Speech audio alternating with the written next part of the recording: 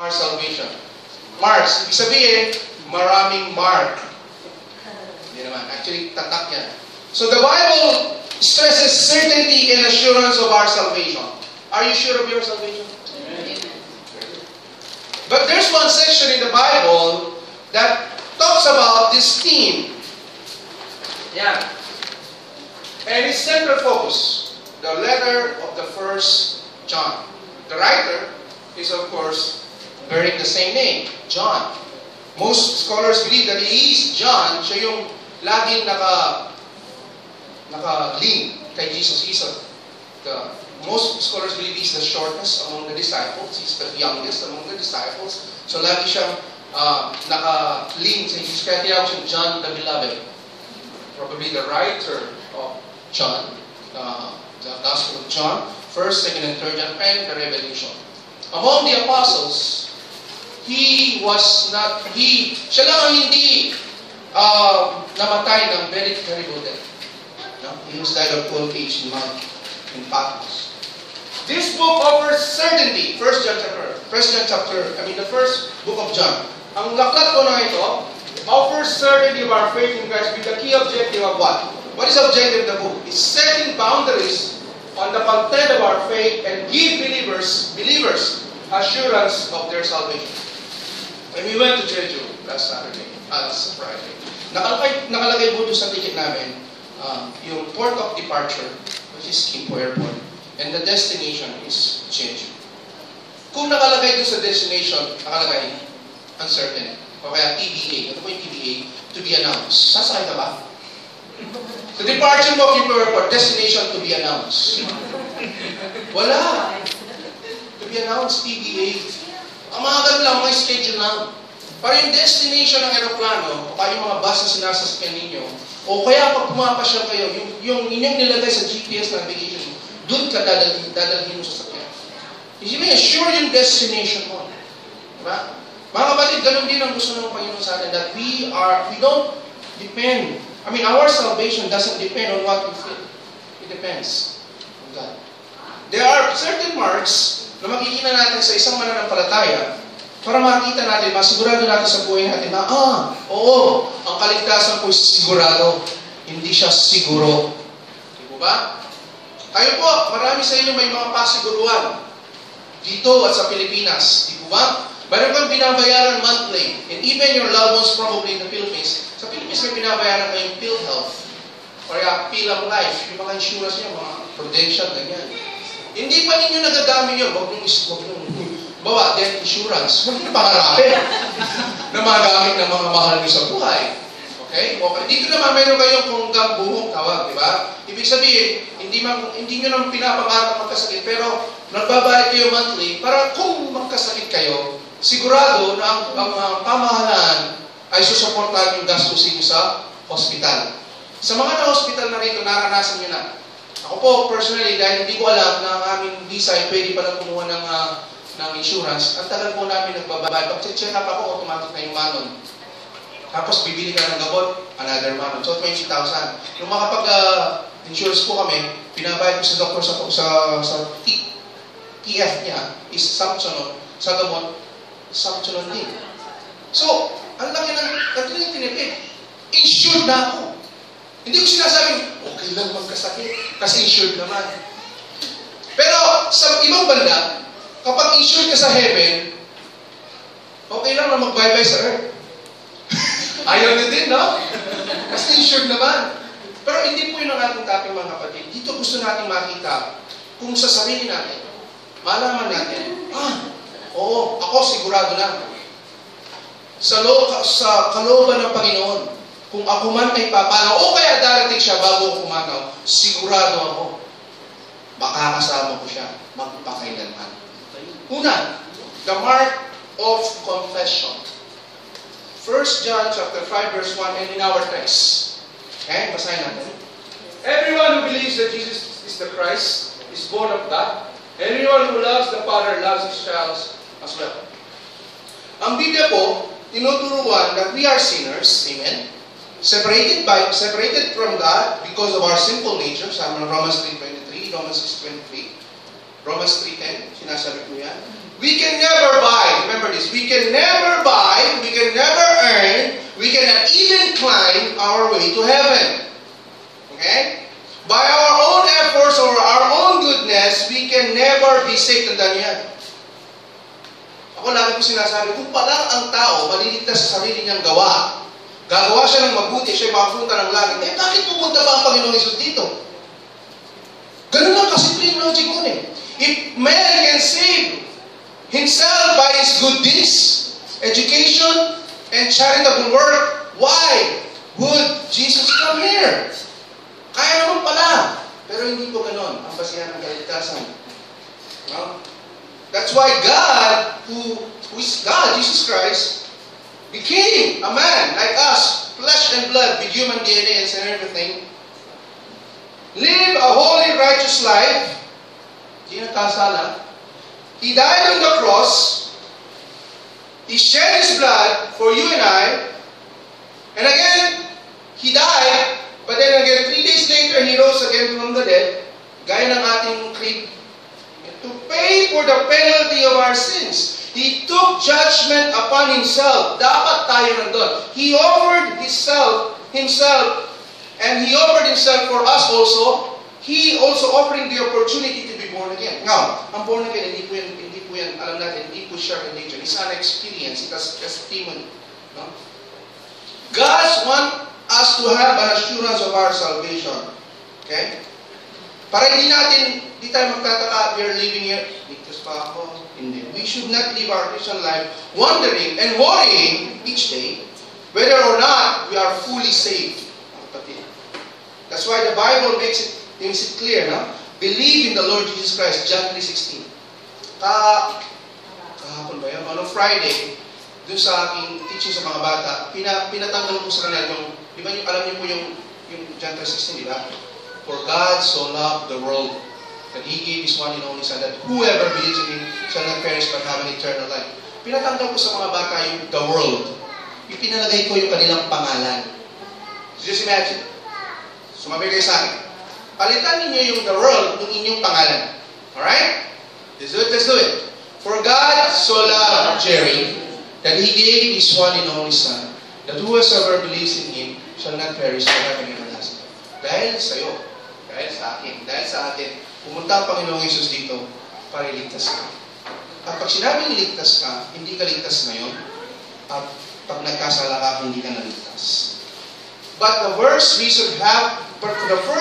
thing you have to do para malaman mo yun, sabi sa ating first point, marks of confession or mark of confession. Ibig sabihin, you have to confess. You have to say it in your mouth that is coming from your heart that Jesus is Lord.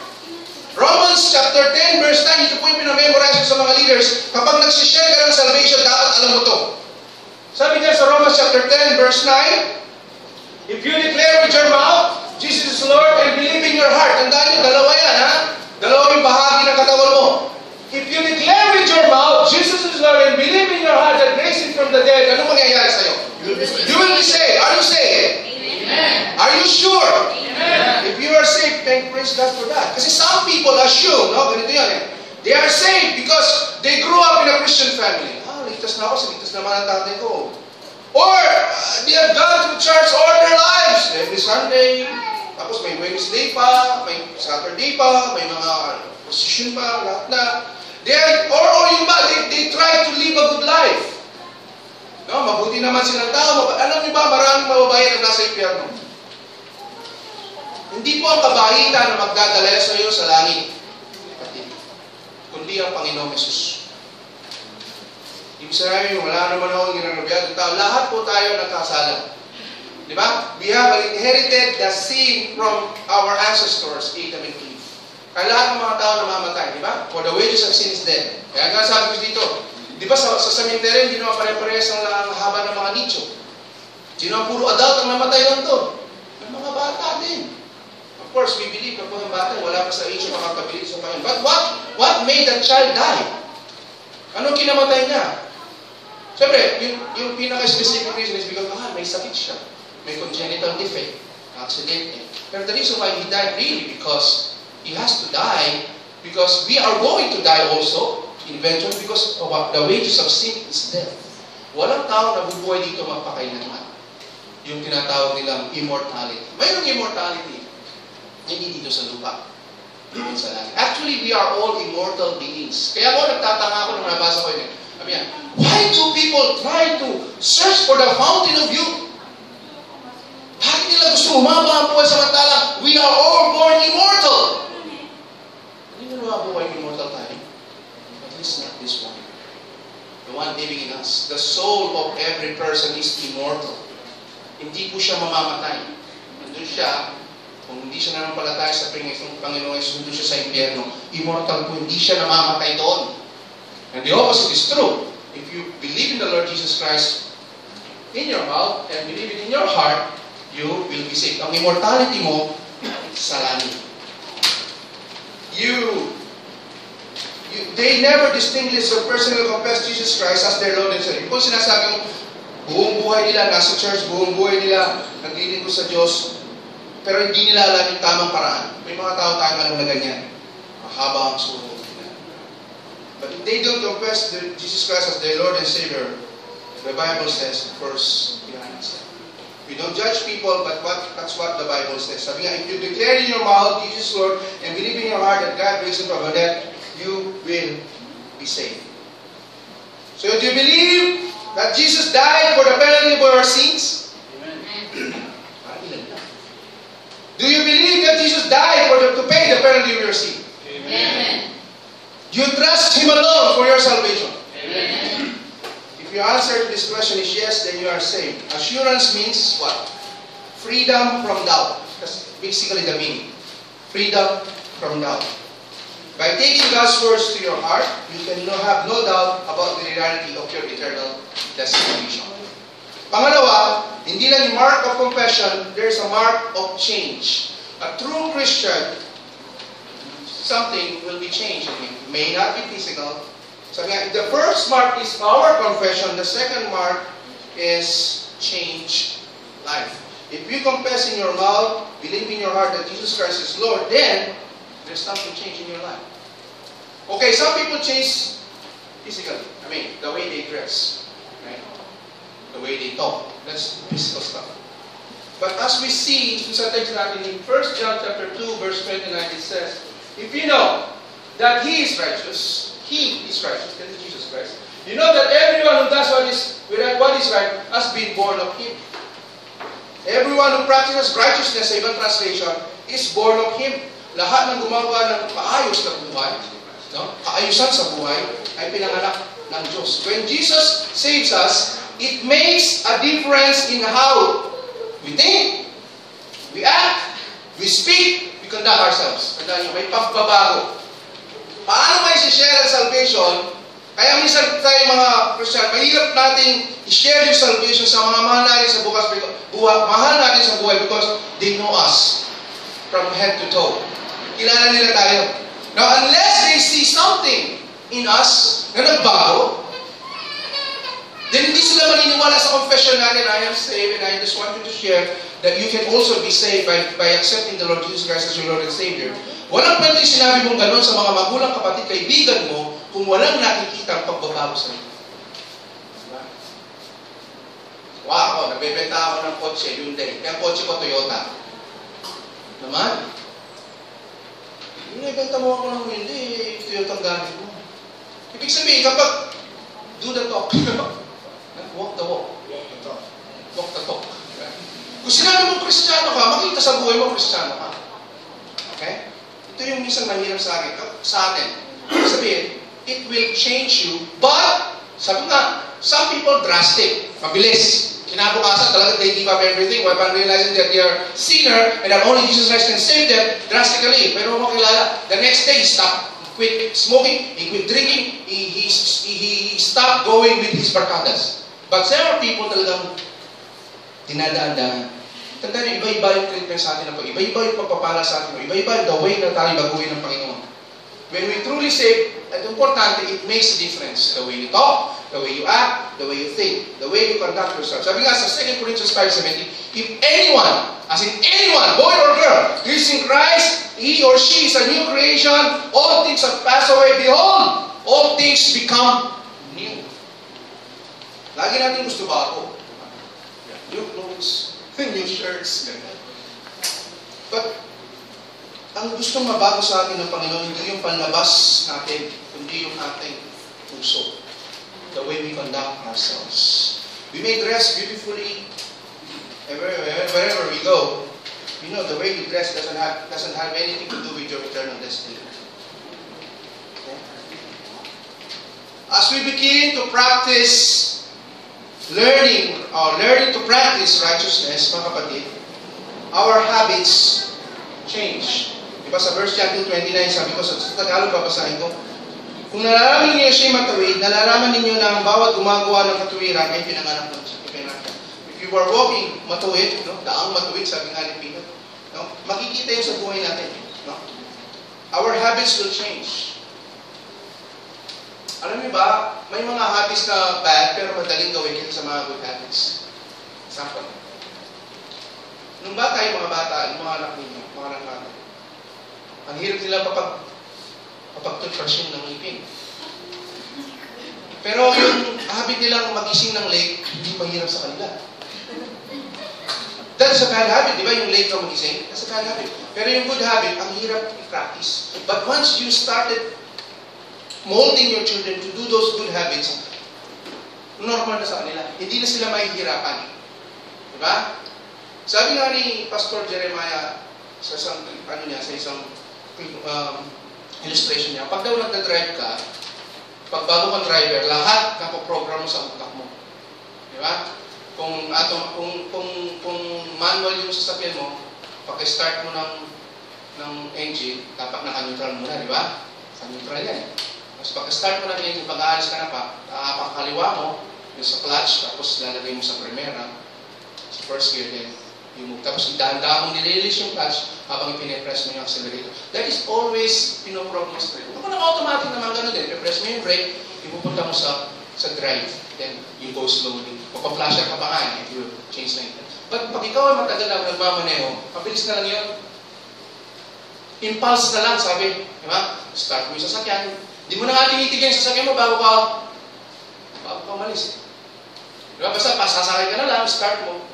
Iba nga, pagka-start, alis na. Hindi mo pinapainit muna, di ba? But that should be. Because it is simple, kasi magaling ka na eh. Wala ka na sa basic. No? Ganun din sa buhay natin. No? Sa una, talagang parang simula na lang, nagpo-crawl ka pa lang kahit sa buhay pananampalataya. But as we grow older, something is changed. Ang katandaan, yung pagbabago, hindi pababa. Pataas. Ibig sabihin, you level up. Yung conduct mo, nagbabago. There's something in you that changes. Okay? The way you talk, the way you conduct yourself. Sabi nga dito, if you say you're saved, but nothing has changed about you, about us, something is wrong. Right? Ligtas na ako, kapatid. Ligtas na ako. Tandaan nyo, we are not saved by good works. Amen? We are not saved by good works. Amen? Amen. But we are saved for good works. Ephesians chapter 2, verse 10 says, for we are God's handiwork, created in Christ Jesus to do good works, which God prepared in advance for us to do. Yung verse 8 and 9, sabi niya, for by grace are you saved through faith. It is not of yourself, it is a gift of God. So regalo ng Panginoon yung ating kaligtasan, but when we are saved, we are bound, no? Dahil gumawa ng mabuti. Hindi para maligtas, tandaan nyo, gumagawa ka ng mabuti, nagbibigay ka sa Panginoon, naglilingkod ka sa Panginoon, hindi para maligtas ka, kundi para ikaw mapatunayan maligtas ka. Di ba may mga nagko-comment sa inyo mga Facebook? Kaya nagsasabi sa inyo, kapag umawit kayo sa Panginoon, dahil hindi nila dati nakikita yung pag-awit mo o yung pag-share mo sa salita ng Panginoon, ang sasabihin ng mga kaibigan, Brad, sis, pas ka na ng langit niyan.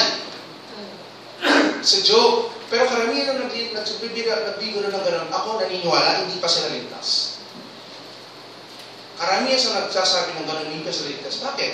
You will never say that to a person whom you know is serving wholeheartedly for the Lord, and you say, lalagpas ka na ng langit yan. Parang kasing ano yan eh, parang, ewan ko, ano ba term doon? Parang pagtutuya.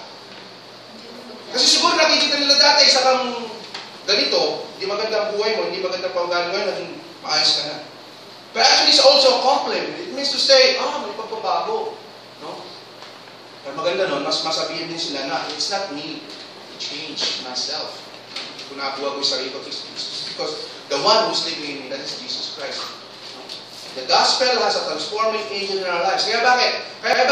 Kaya sabi ng isang pastor, oo nga pala, pag ikaw ay naligtas sa Panginoon, ligtas ka na. Panampalataya, ligtas ka na. John 3:16, John 10, Romans 10, ligtas ka na. Pero bakit hindi ka pa kinuha ng Panginoon? Ligtas ka na pala. Ligtas ka na rin eh. Kung naligtas ka na 20 years old ka, mabubuhay ka ng 70, ibig sabihin 50 years na nandito ka, ligtas ka na. Pero bakit hindi ka pa kinuha ng Panginoon? Sabi ng preacher, kasi ikaw ang agent niya. Para sa iba. Para sa iba makakilala din sila sa kanya. Diba? Sa Panginoon, ikaw ang gagamitin niya. Ikaw ang gagamitin ng Panginoon para unang-una, yung mga mahal mo sa buhay, makakilala sa kanya. Kung ikaw ang kauna-una sa pamilya mo. Diba? Kung kinuha ka ng Panginoon, sino pa? Of course, marami pang gagawin, but ikaw gagawin sa kaibigan mo. Diba? Mas marami ka pang magagawa para sa Panginoon. There's a change in us if you believe in the Lord Jesus Christ. Pangatlo, mga kapatid, ito. The mark of charity. The book of 1 John is, sabi nila, ibang description nila is the book of love. Kasi ang talagang tema niya, especially sa 4 and sa chapter 3, ay puro pag-ibig. Sa King James Version, wala kang makikitang love na word dyan. Nakalagay, ano nakalagay? Charity. Okay? How can you know that you're a Christian? Okay, we are looking for marks. But what? You believe. By how you live. By whom you love.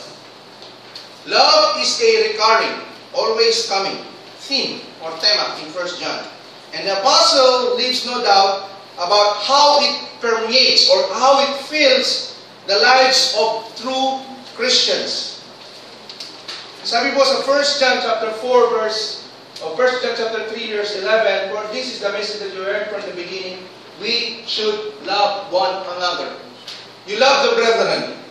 Okay? You love the ministry. You love the church. You love the people there. You don't love the building, but you want to make the building better, right? You don't love the people that are only loving you. You also love the unlovable. Sabi sa 1 John chapter 4 verse 7, that dear friends, let us love one another, for love comes from God. Everyone who loves has been born of God and knows God. Lahat na nagmamahal, okay? Ayan, ay galing sa Diyos yung pag-ibig na yan. And this love is not the love between a husband and a wife or a girlfriend and a boyfriend. Ibang pag-ibig po yun. Yun ang tinatawag nilang romantic love between a couple, no? Husband and a wife.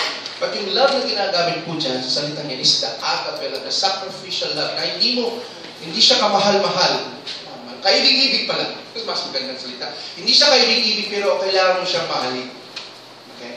Kasi tayo nga hindi kaibig-ibig. Sabi nga, di ba? Hindi ka hinintay ng Panginoon na magbago-bago ka niya iligtas. Right there and there, lahat ng kasalanan ka, durugista ka, rapist ka, kung anumang klaseng IST ka. Nung kinumpes mo ang Panginoong Jesus bilang Diyos na rin tagapagligtas, niligtas ka that very moment. Hindi ka niya hinintay na magbago. Bago ka muna, ha? Bago ka tanggapin bilang anak ko. Wala pong ganun makikita sa Biblia.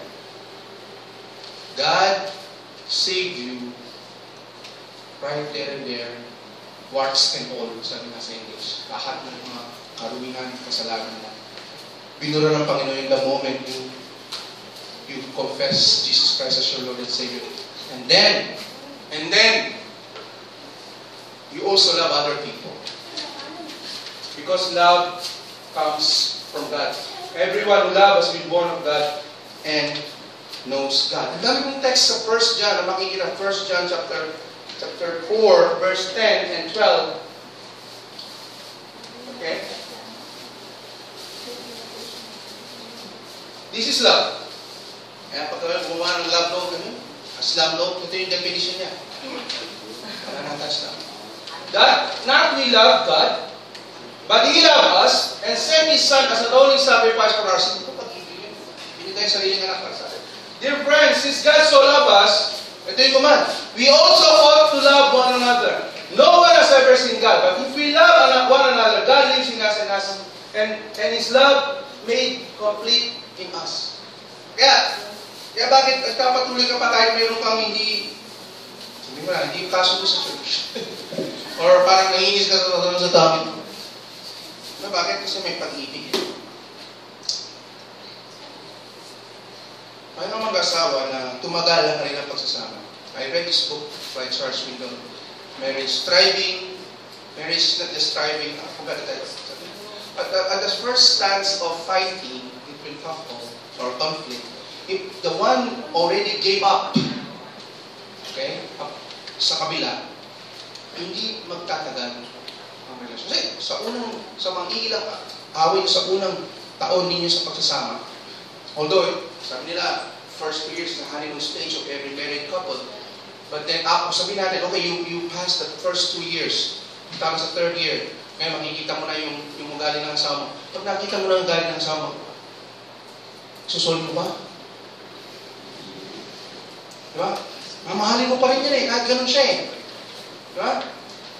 You know what? Your home to be wrecked. Kasi na. If you love the brothers and sisters in the church, you also have to love your spouses. Do you love your brothers and sisters in the family of God? Do those who are truly saved are those who enjoy and bless the household of faith, the family of God. Hindi niyo ginagawa yung mga ginagawa niyo dito minsan sa inyong mga bahay. Yung mga ginagawa kayo dito sa church, hindi yung ginagawa sa inyong mga sarili bahay. Yung iba, mas magandang ginagawa niyo dito. I thank God for that. That means it's a mark of change. That you love these people, kahit sabihin nilang, lagi ka nilang binibiro. Kaya minsan natasaktan ka na sa mga biro niya. Bakit yan? Tapos ginagawa sa isa. Ginagawa akong kinumpare pa naman ako sa langka. Mas mag-inis naman ako. Pero kahit ganun pa man, kahit ganun ang biro nila, mas ganun din sila. Pares lang. Parang may kasama siya. Parang madaanan na yan. Ibig sabihin, mahal mo yun! Sabi nga ng isang preacher, environmentalist, kung ang pamilya mo, yung pamilya, immediate, father, brother, sisters, ay hindi pa nakakilala sa Panginoon. Tandaan mo to. Ganyan. Kapag ang mga pamilya mo hindi pa nakakilala sa Panginoon, nandito na yan sa earth. Pero yung mga kapamilya mo sa church na nakilala ng Panginoon, hanggang dito sa earth, plus heaven. Diba? Totoo yun. Yung mga kasama mo lang sa lahi, tandaan nyo, sa lahi, walang kapakapatid. Walang by blood ang salvation. Okay? Walang tatay, tapos kailangan talaga yung personal talaga confession na kailangan binasa natin. So sabi nga, earthly family surpasses, spiritual family surpasses earthly family. Yan sinasabi na. Kaya mga kapatid, kung gusto natin makasama ang ating mga mahal sa buhay sa langit, sa atin magsisimula yan. Kung wala silang pastor na nagsishare sa kanila, at alam natin na pwede tayo mag-share, magpakita yung pagbabago sa buhay natin, that is a mark of charity. We love them, we don't want them to perish in hell. Because we know, once they did not accept or they reject Jesus Christ or did not do anything to accept the Lord Jesus Christ as their Lord and Savior, then they will be bound, hell-bound. And thank God, we have that mark of charity, mark of love. Pang-apat, there's a mark of compassion. 1 John chapter 3 verse 17 and 1 John chapter 4 verse 20. Those who truly save don't only love, they don't only change, but also there is a mark. They bear the mark of compassion. Pagka maawain ba tawag dyan? Kinalulugdan mo. Hindi naman awa eh. That's not the perfect word there. Originally made in His image, we are. Man is to exemplify or maipakita ang traits ng Panginoon, no? Including compassion. Merciful sa other word. From this follows that if anyone says, I love God, yet hates his brother, he is a liar. Okay? For anyone who does not love his brother whom he has seen cannot love God whom he has not seen. Mahal mo ang Diyos. Amen. But, pastor, mahal na mahal ko pa yan, pero hindi ko talaga mamahal ko. Galit talaga ako sa kanya kasi hindi ba niya binabayar utang sa akin? Kasi, dahil sa kanya, wala na akong girlfriend. Na-misplace yung rep namin. Dahil sa kanya. May kung namang ginawa niya,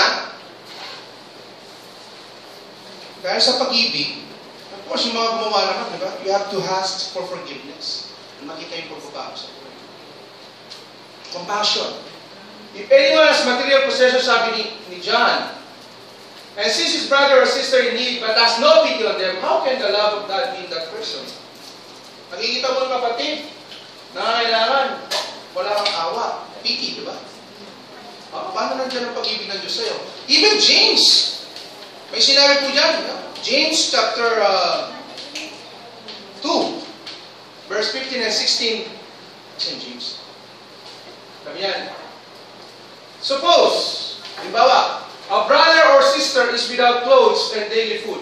Namang without clothes. No? Ibig sabihin talagang wala na siyang masulina lang, isa na lang. Wala siyang pagkain. Sabi siya, if anyone says to them, kumain ka, make yourself warm, ha? Kumain ka. But that's not nothing about their physical needs. Okay, physical, ha? Physical needs. What good is it? Parang ginaganito. Sige. Yung kapatid natin, may sakit. Pray natin. Tama yun, tama? Tama ba yun? You know, na-impress kung paano manalangin ng mga kapatid sa single na. May sakit si Kundi, si Rachel, yung maraming pastor ko. Kasi siya.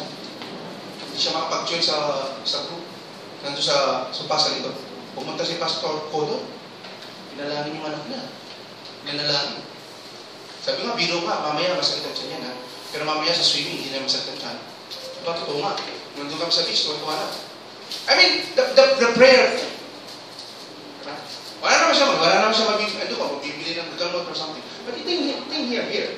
Go in peace, keep warm and fed. Parang, kapatid, may sakit, nasa hospital, pag-pray natin yan. Tama yun! Pero ito ba nagtatapos? Of course, tama yung sinasabi ni James, prayer of the righteous avail much. Tama yun! But you have to do something.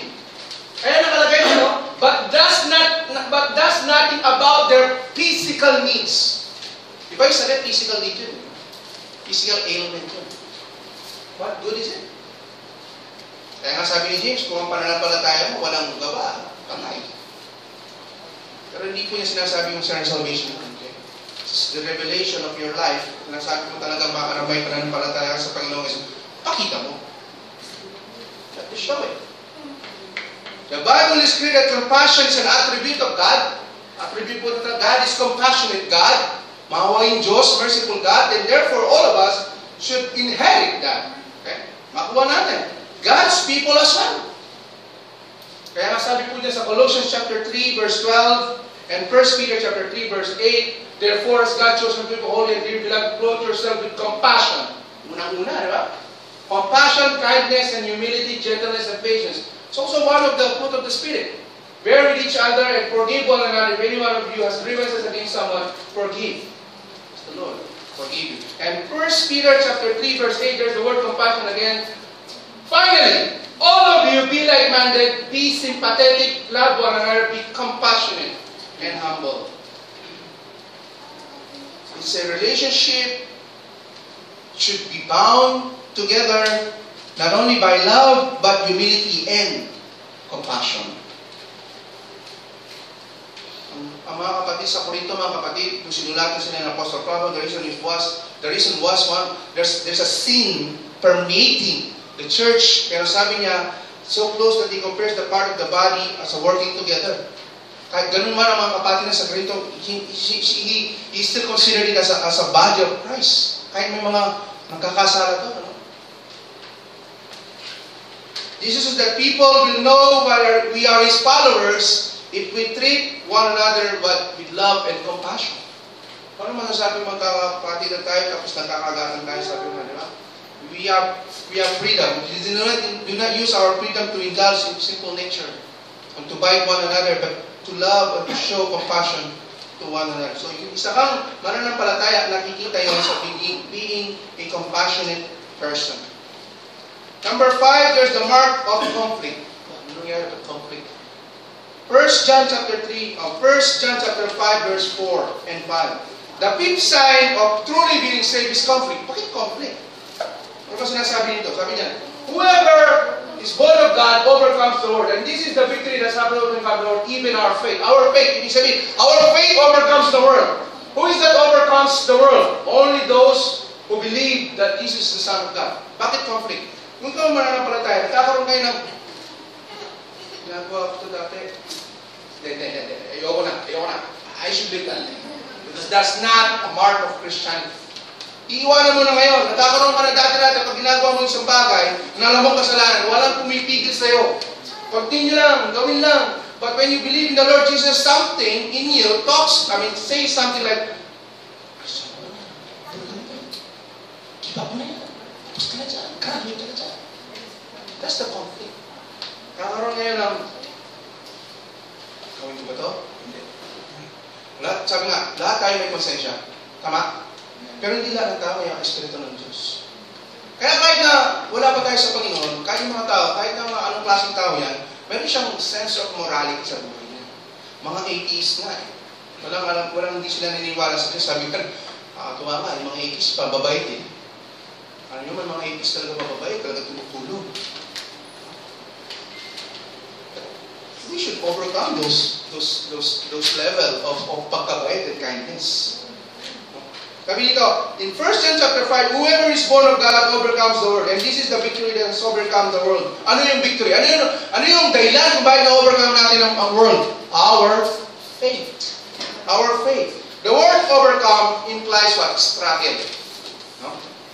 Kung naglalaro ka ng basketball, natampangan ka, if you want to overcome the lead, you have to play good defense, right? You have to play well. So there's a struggle talaga. Kaya you level up your play. Sa ngayon, para ma-overcome mo yung lamang ng kalaban, ma-overtake mo sila.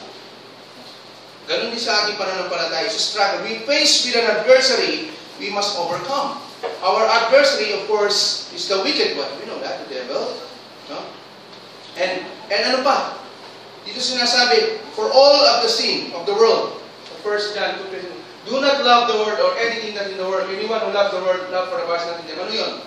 Lust of the flesh, lust of the eyes, and pride of life. Yun yung ngayon ang struggle mo, yun ang conflict mo. Iniiwasan mo na yan. Or at the most, talagang tinanggal mo na sa buhay mo yan. Lust of the flesh, lust of the eyes, the pride of life comes not from the Father, but from the world, who is the God of this world. Huwag kayo sino ang sa libutan? Huwag kayo sasagot na, Panginoon Diyos. The God of this world is Satan, right? 2 Corinthians 4:4, for the God of this world, right? Comes from the world and its desire pass away, but whoever does the will of God lives forever. Dito yung conflict ngayon, nagkakaroon ka na yung morality mo ibang level na. Kasi morality, yung pagsusugal, yung pag-iinom, yung pambababae, bahagi na yun ng buhay mo, o panlalaki. So bahagi na ng buhay mo. Kung yun walang struggle, after you accepted the Lord Jesus Christ, walang conflict sa buhay mo, my question mark. I want you to read this one. I want you to listen to this one. You may not, or we may not, be victorious on every temptation every time. We may not be victorious of every temptation every time. But we will make progress in gaining more victories and losing less battles as you grow stronger in Christ. Hindi lahat ma-overcome mo. Pero yung pag-overcome mo, mas marami kaysa sa natatalo ka. As you grow older, as you grow stronger in Christ. Dati-dati, pagdating ng tukso, give up ka talaga. Give up ka agad. Lubog ka na agad. Pero ngayon, na-overcome mo na yung temptation little by little. Hindi lahat, sabi nga ng Biblia, that we are in the flesh. But then again, you make progress. There's more battles that were won than battles that lost.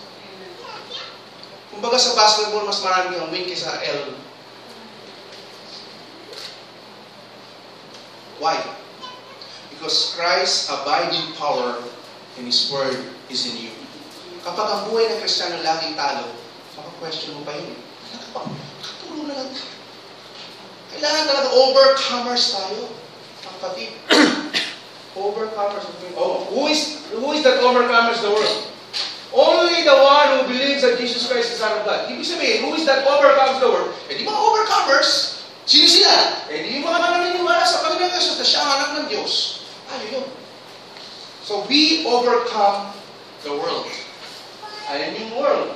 Tatlo yan. Lust of the flesh, lust of the eyes, and the pride of life. All the sins of the world sum up to these three things.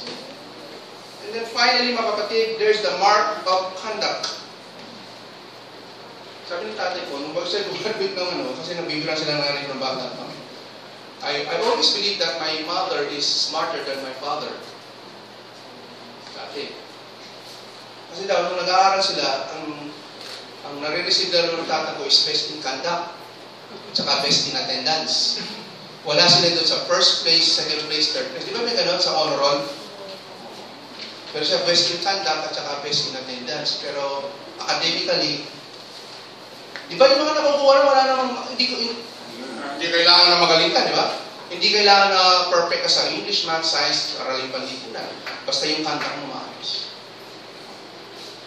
Dapat sana Kristiyano yung mga nakakuha ng gano'n, no? Hindi na tayo babalik sa elementary, high school, and college. Our conduct now is the way we conduct ourselves in the eyes of the world. Ito yung final point natin. We can see evidence of the validity of our salvation in our desire to conduct ourselves in a way that pleases God. According to 1 John chapter 3, verse 9, no one is born of God and will continue to sin because God's sins remains in them and they cannot go on sinning because they have been born of God. Now, hindi ko ibig sabihin na ang talatang ito ay let us be careful, okay? Ma-interpret natin yung talatang ito na nagtuturo na anyone is born of God never sins. Hindi po yung ibig niya sabihin. It describes actually in 1 John chapter 3 verse 9, the word sin here, okay, continue to sin, sabi sa grammar, it's in present active infinitive. Ibig sabihin, continuous action. Kung ang isang mananampalataya ay ang isang tao na pangnaraptan ng Diyos, hindi na siya magpapatuloy sa kasalanan. Yun lang ibig sabihin nun. Anyone who is born of God will not continue sinning. Di ba? Hindi na siya magpapatuloy dun sa anumang kanyang dating ginagawa. Instead, he overcomes it. They cannot go on sinning. But here, they cannot go on sinning. Ibig sabihin, hindi na sila magpapatuloy sa kasalanan. Kasi sa ibang translate, they cannot sin. Sa King James Version, cannot sin. Pero sa ibang translate, they cannot go on sinning. Ibig sabihin, hindi siya nagpapatuloy sa kasalanan. Ibig sabihin, sabi ni John, whoever keeps on willfully sinning, it's violating God's law with stubborn disregard and ongoing wickedness, cannot have an assurance of salvation. Makikita mo sa tao na kapag sinabi niya, tinanggap ko na Panginoon Jesus, brother, pastor, tinanggap ko na, pero nagpapatuloy sa kasalanan. Di ba naman, walang makikita ang pagbabago. We don't judge people, right? We don't judge people. But the way you see people who said they are already accepted the Lord Jesus and continue sinning, ano magiging reaction mo? Ano magiging impression mo sa tao? Parang, sisinungaling siya. He's a liar. But we don't judge people. So judgment belongs to God. We have to love people. We don't have to judge people. If we are truly saved, mga kapatid, we will grieve on our sins. Malulungkot tayo sapagkat nakagawa tayo ng kasalanan. Hindi na tayo natutuwa. Kung may nasabi ka mang hindi maganda sa anak mo, sa asawa mo, sa kapatid mo, hindi ka na natutuwa to. Nagsisisi ka. Tell your testimony this morning.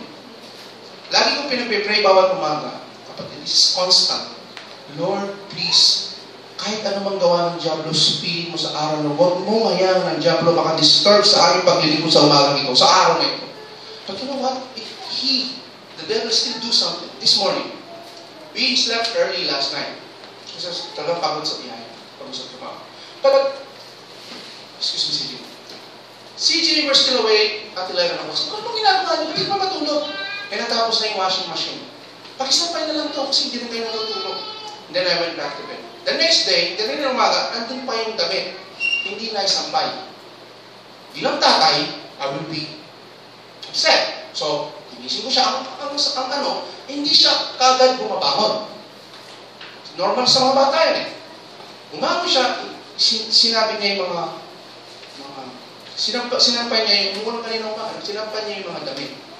Pero makikita mo sa bata yun, hindi siya ganun ka-wholeheartedly sumusunod. So, I lost it. Pagalitan siya talaga. Galit naman. But eventually, tinulungan ko pa rin siya na magsampay. Marami. You know what? Before we left the house, usap kaming dalawa. Ano sasabihin mo kay Dad? Ano sasabihin mo kay Dad sa akin? Hindi ganito. Huwag ka na mag-alala ka. Sasabihin, sorry Daddy. Sorry Daddy. Ano nga kasimple, di ba? Hindi mo pinapanatili yung kasalanan, hindi ka magpapatuloy. No? There's a change. So magkasama ka gano'n. Kasi sinasabi ng mag-asawa, yung ba sinasabi sa mga counselors sa inyo, huwag kayong matulog na hindi na nagpo-conflict pa rin kayo na magsama loob. I'll tell you, natulog na kayong gano'n. Natulog na kayong masama ang loob sa asawa niyo. Natulog na kayo. Tama ba? Natulog na kayo. Pero magsawa pa rin kayo. Kasi the next day, you realize, kasi parang, hanggang ngayon, hindi ko kailangan mo talagang itulog eh. Kung makakatulog ka. Kaya siguro sinabi, do not let the sun go down upon your wrath, baka raw hindi ka makatulog. O kaya makakikik ka sa puso sa galit. Pero hindi po gano'n.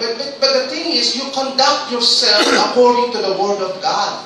You are still compassionate, you're still loving. Gawa ng diablo ng away. Tandaan niyo yun! Ang away, gawa ng diablo. Tama ba? Amen. But we overcome that. Because we are overcomers. Our conduct shows that we have truly saved. We will not grieve. We should grieve over our sins. Hindi siya natuwa sa ginawa niya eventually. Kasi alam niya mali eh. Confess them and seek God's grace to do better. Ang kapatid, mayroon akong pagpipit ng video. This is what Dr. David Jeremiah talks about our salvation. This is just a very short video, less than 2-minute video.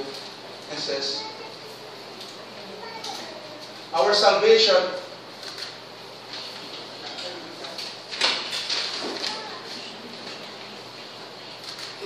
you will not get from the moment of your conversion to the pearly gates without messing up.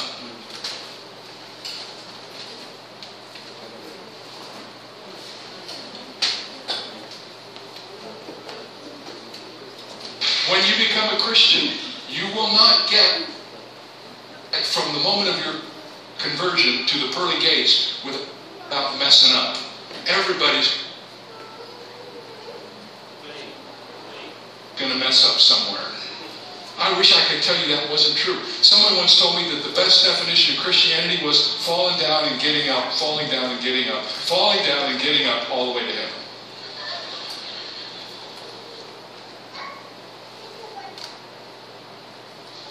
We all are going to fail.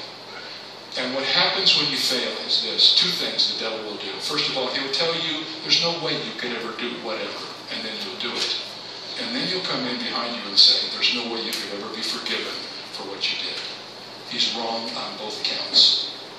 So if you have allowed the enemy to rob you from the joy of your salvation because of something you've done, if you've confessed it to the Lord and asked for his forgiveness and made it right with whoever's been offended, you need to get on with your life. It has nothing to do with your eternal destiny. He didn't say, and I give unto them eternal life, and if they don't mess up, they can come to heaven. That's not what it says. Eternal life, listen to me, starts the moment you believe, not when you die. The moment you accept Jesus Christ, eternal life begins, and eternal life cannot be interrupted, no matter what you do. So I want you to leave here today knowing that you are a Christian. In my Bible, there's a little thing that I put in there. It goes like this. God said it, I believe it, and that settles it. God said it, I believe it, and that settles it. I know I'm a Christian. I know I'm going to go to heaven. I know I have been forgiven. And I know that my salvation is sure. And none of it has anything to do with me. It has everything to do with him. Amen. And then God says it, I'll believe it, that settles it. I know I am a Christian, I know I am going to heaven. I know I have been forgiven. And I know that my salvation is sure. And none of it has nothing to do with me. It has anything to do with Him. Don't doubt. If you truly confess if you need to confess Jesus Christ as your Lord and Savior, don't doubt. God's grace is unlimited and His salvation is sure. But you have to make sure you confess Jesus Christ as your Lord and Savior. So let us bow our heads and let us pray.